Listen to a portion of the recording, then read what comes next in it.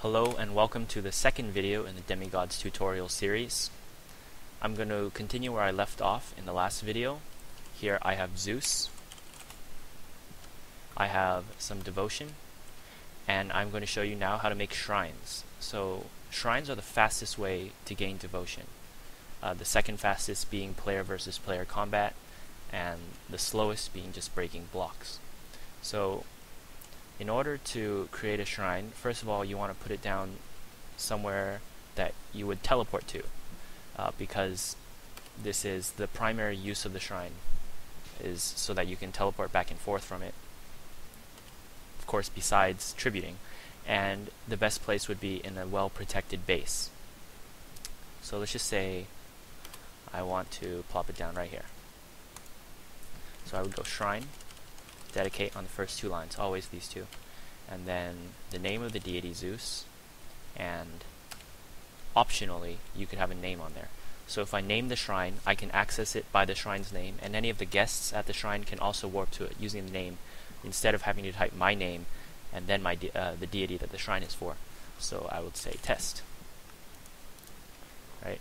And in a bit of TV magic, I already have a shrine for Zeus, and you can see which shrines you have by typing /shrine, like I just did. So here I've got Zeus, and I haven't got any named shrines at the moment, but to warp to them I use shrine warp.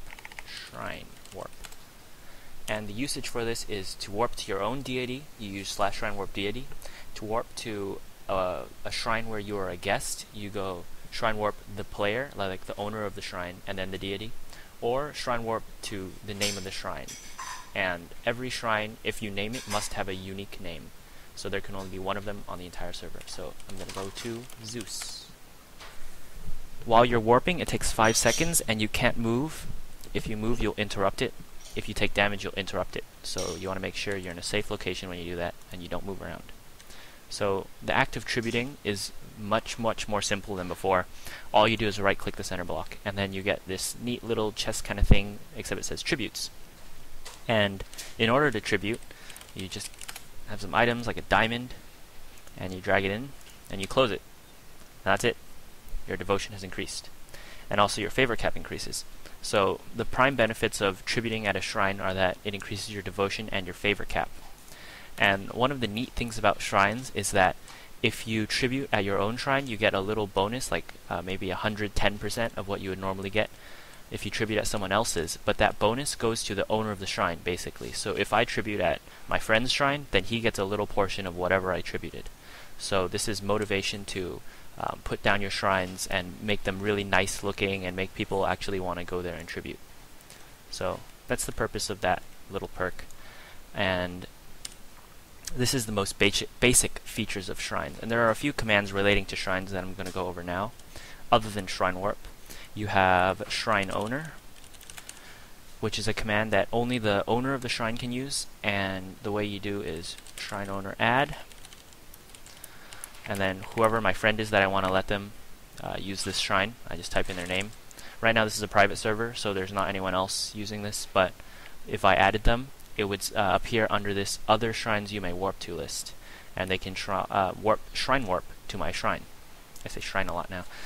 They can shrine warp to my shrine if I make them a guest, and you can remove them similarly, typing in their name, and you can make them the owner by doing set, and then now they will be the ones who use this command, and you will be converted into a guest. So only use the set command if you plan on taking a long break from the server or something like that.